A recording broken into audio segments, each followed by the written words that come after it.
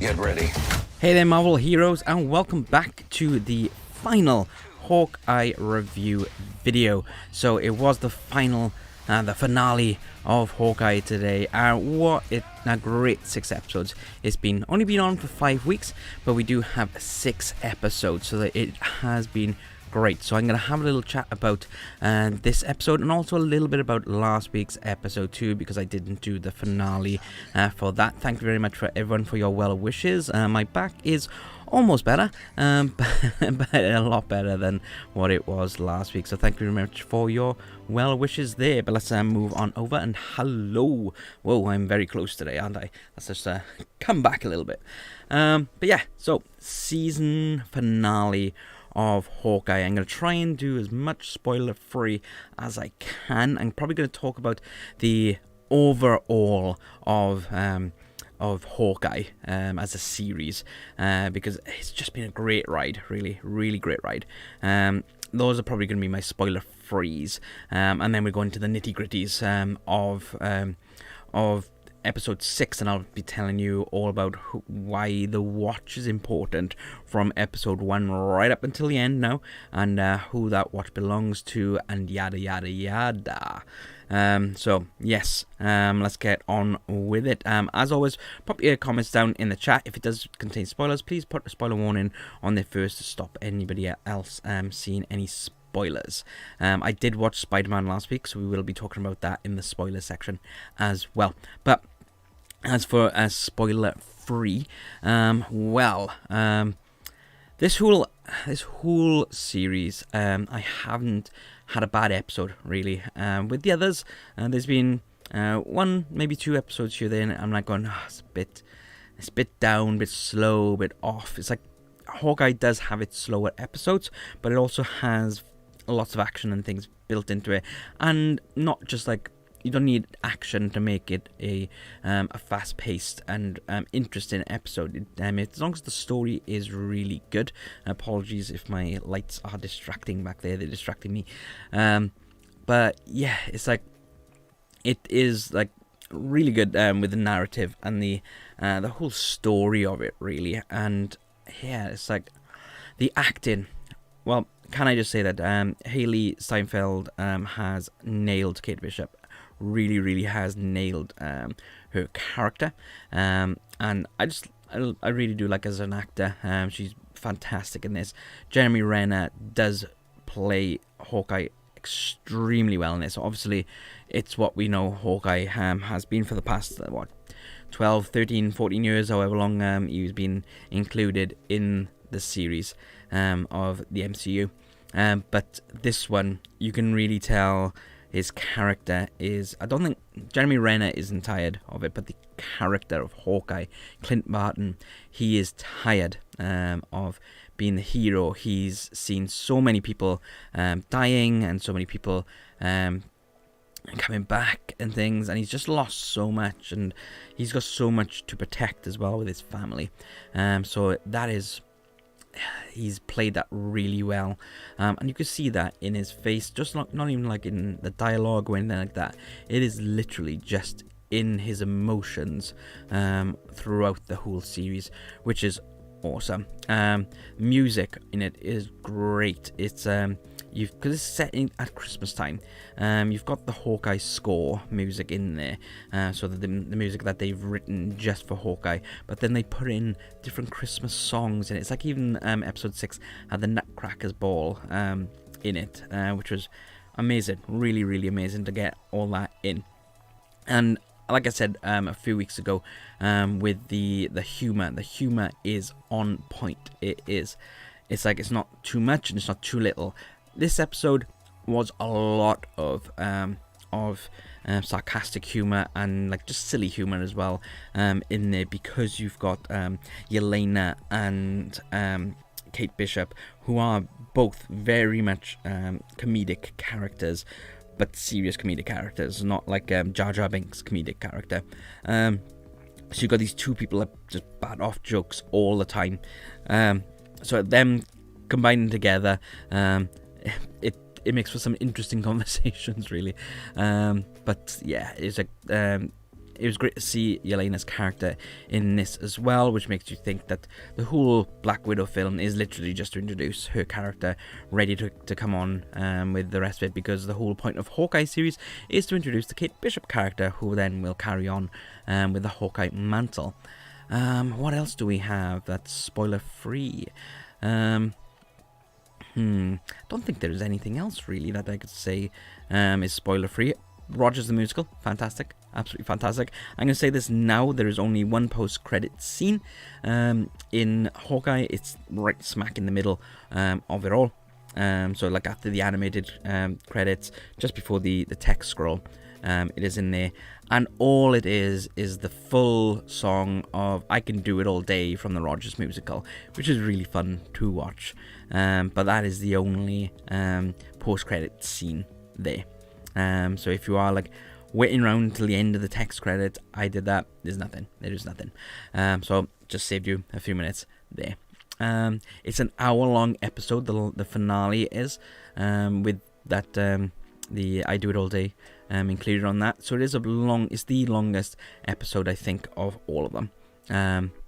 It's quite interesting because in the other series like Loki and things like that, it's usually around the 3/4 way mark. They usually do the longer one, which is more story based on there. But yeah, I do believe that is it for spoiler freeze there, guys. If you haven't watched the episode and you don't want any spoilers, then please do pause this video right now and come back and we'll have a little chat later, just to let you guys know that we will be live this evening.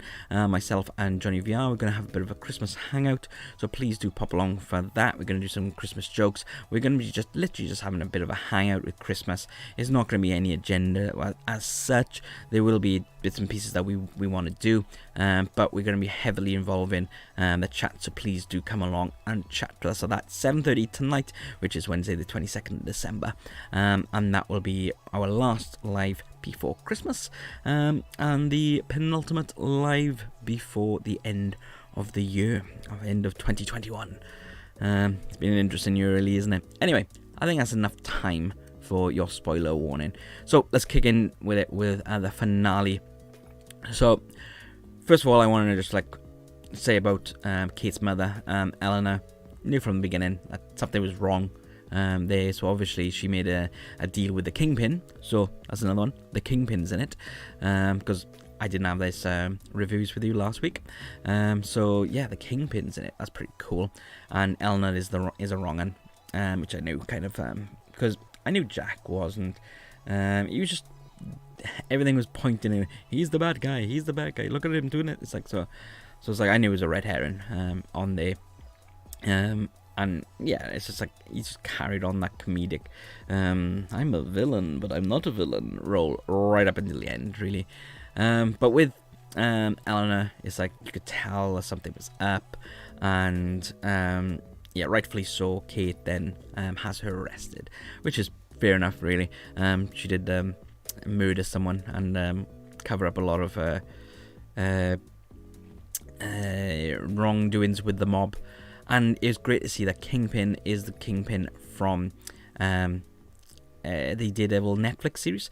And talking about Spider-Man, I'm not going to be spoiling anything for Spider-Man apart from the fact that the actor playing Matt Murdock is in that. So those are in it. So it is, they're linking in the Netflix worlds into the MCU now, which is pretty cool on there really. So I'm interested to see what's going to happen, what's going to develop with the Netflix universe. Is it going to come into the MCU, or are they just going to have these little cameos on there? Because I think about Kingpin was a very big role in the entire finale.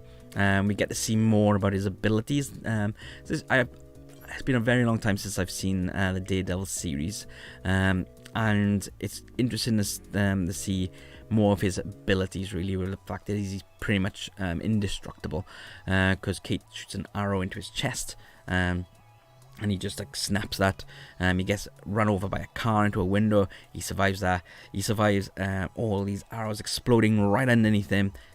So when Maya comes up to him and shoots him with a gun, we don't get to see him fall to the ground. We just hear the gunshot. So I think he's still alive. I don't think he's dead. What might happen is he might get shot, and then he's grabbed the gun off her before she shoots, and blah blah blah blah blah. I don't think this is the last we will see of the Kingpin. And it's an interesting thing. It's like with the Kingpin being in it. Now, to me, Kingpin is a massive Spider-Man villain as well. And at the same point, I believe this is happening is when No Way Home is happening. So I thought that was quite interesting, really. I would have thought we might have seen a little bit on the TVs on there about the news and stuff about something happening at the Liberty Island with a big finale of Spider-Man happens, but there was no real mention of it. The only thing that they mentioned was the new and improved Statue of Liberty. And in Spider-Man No Way Home, they put in a Cap shield over the torch there. So, is this after? Is that because I think the date set in it, I think, is going to be 2023, 2024, something like that. So, is this the Christmas after? Because No Way Home is set at Christmas as well. So, is this the Christmas after? Who knows? So that's quite interesting there. Trick arrows. So I love the little smirk that Clint gives when he says, we're going to need a whole arsenal of trick arrows. And Kate's like, you can make new arrows, and he just gives that smirk. So I love that. And I love the fact that you see then him making these arrows and teaching Kate how to, so then she'll know then how to make her own trick arrows.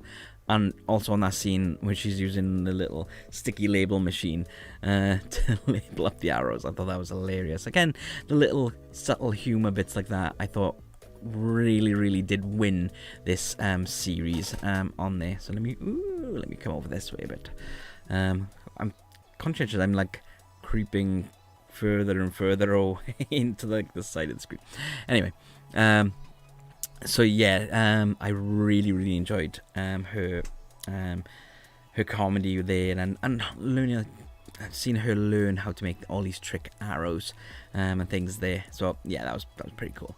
Now with let's just talk a little bit about the watch. So the watch now has been in it right from the beginning, because they is one of the things that was stolen from the black market auction right at the beginning of the whole series, and they mention it and all, and it's kind of like a it's just all about Ronan. It's all about Ronan, but no, he is after that watch. He's not after anything else. He's just after that watch, really, mainly. And then obviously with the whole Ronan thing, it kicks up, and it's like, right, yeah, okay, I've got to sort this out, but I still need to get that watch. So it's kind of like, it just pops up, and it's like, well, what is all this watch, and whose is this watch? And then it's given then to Laura Barton, Clint's wife, and he says, here's your watch. And it's like, oh, okay. So then it turns back round, and it's got the SHIELD logo and 19 written on it. So she is Agent 19 of SHIELD, which is a Mockingbird. Now, in Agents of SHIELD, there is a Mockingbird in there. And I know a lot of people will be angry at this, saying that they're just going to boot Agents of SHIELD out of canon and things. But what you've got to think now with this is the multiverse is confirmed. And from the trailer of No Way Home, you see Doc Ock there, and it is Tobey Maguire's Doc Ock, and he looks at Peter and he goes, who are you? You aren't Peter Parker. So that there reveals that it doesn't have to be the same person. In WandaVision, you've got a different Quicksilver as well.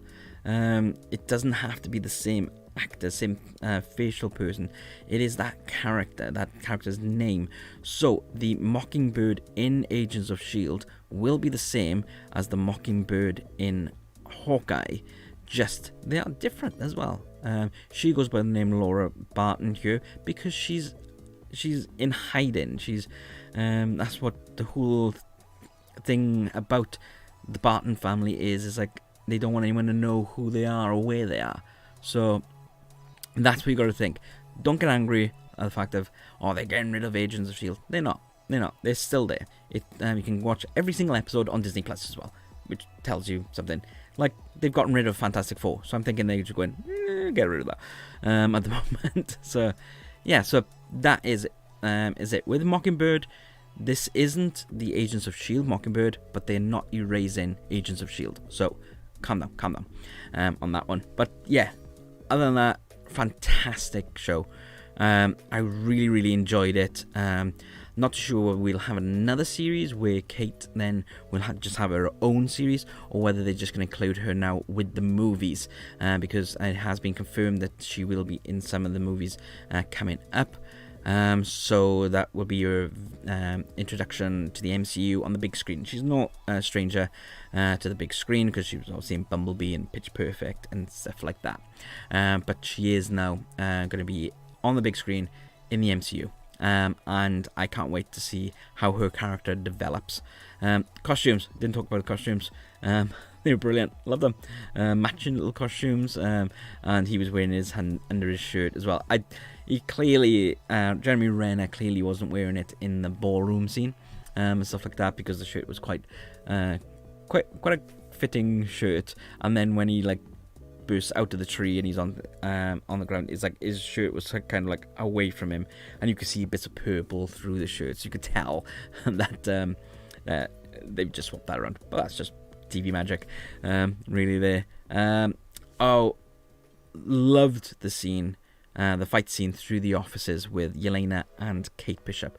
Thought it was a fantastic bit of cinematography, great fight scenes as well for what it was, because it was all moving along, and great banter between the two characters. I know the actors are great friends now, because I follow them on Instagram, and you see the interactions between the two of them, so they are great friends now, and you can see a relationship building between Yelena and Kate Bishop. So you've got your Black Widow and your Hawkeye as best friends in this. The new Kate and the new Hawkeye and the new Black Widow are friends in this, just like the old Avengers, Black Widow and Hawkeye as well. So that's pretty cool. I like that there. I'm moving forward with the names then. So Kate at the end is saying, it's oh, what do you think about Lady Hawk, Hawkshot, and all these different names, and Clint then just goes, well, what about, and then boom, titles, Hawkeye. So that's going, you are the new Hawkeye. Here's your baton, passing that on to you. And obviously Clint refers to Yelena as a Black Widow assassin, so she will take on the name of Black Widow then from here on out. If they do the Young Avengers, really, Young Avengers is youngish, because they are in their coming up to the mid-20s now, so it's they're young, but not super young. I think actually Captain America would have been around that age when he went on ice and stuff. So when he in the Battle of New York, he would have been probably only in his 20s. I'm gonna have to look into that.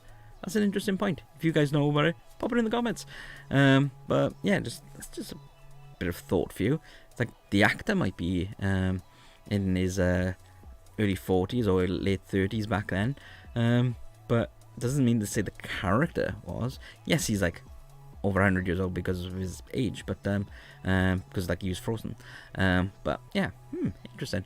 So yeah, amazing series. Not my favorite out of them all, but overall favorite as well. There wasn't an episode I didn't like. I will watch it again at some point, but I'm not going to rush to it. I really enjoyed Loki. Loki was a really good series. And I love WandaVision as well. Falcon and the Winter Soldier is my least favourite out of all of them. What If, I'm thinking is a different thing. Dealing that with a completely different ball game, even though it is canon. With everything, with the multiverse and stuff. So, I gotta think. WandaVision is really good, but no, not top. So is it Loki or Hawkeye? I don't know. What do you guys think? Let me know in the comments. Which is you prefer? Do you prefer Loki, or do you prefer Hawkeye? Or did you like the others? Just let me know. It's really, really interesting to know. Don't forget as well, 7:30 tonight, so Wednesday the 22nd of December, we are going live to have a bit of a hangout, have a chat with you guys. We will be including you very much so. Grab some hot chocolate, get some Christmas cracker jokes. We want to hear it all. We're just going to have a bit of a fun and talk about what's happened this year and what's going to come up next year and stuff like that, and what we're excited for. Just a really cool hangout, and it'd mean so much to us if you could hang out with us as well. It'll probably be for about an hour. So from about 7:30 onwards, it'll be me and Johnny VR coming there then. So come back and watch that. So that is it now for my Hawkeye reviews, and next week I will be coming back with the Book of Boba Fett review. Not too sure what time I will be doing that review, but do stay tuned for that. Don't forget to check out our social medias right here, where we do give more information if there's any delay in videos or things like that. Hit that subscribe button, because we got lots of Disney content, Doctor Who content, PS5 content, loads of stuff. And check out our gaming channels as well, which is Skybot Gaming. But that is everything now, guys. With Hawkeye, I get to change the background color now, so we've got the bluey and purpley colors back here now, and might change it to some green and red maybe. I know Boba Fett doesn't really have red, but I might do that, or I might just have it all green in the background. What do you guys think? Let me know. But yes, guys, see you tonight at 7:30. Grab your hot chocolate, and I'll see you then. Okay, bye.